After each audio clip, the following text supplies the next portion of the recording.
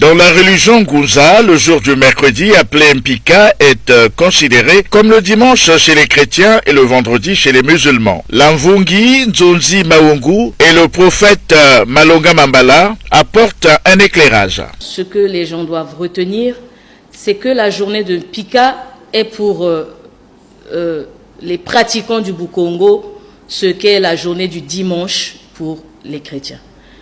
Alors, la journée du Mpika, c'est une journée sacrée. Le Mpika compose trois mystères de la spiritualité africaine.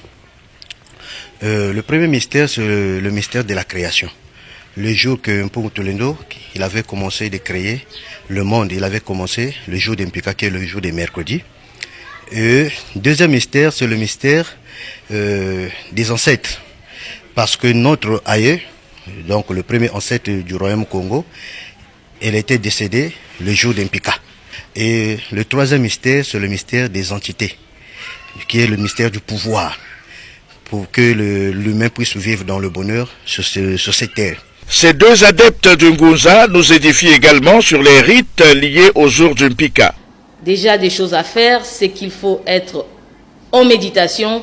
C'est un jour où il faut être concentré, c'est un jour où on ne parle pas beaucoup, c'est un jour où on est plus à l'écoute de soi-même et à l'écoute des esprits.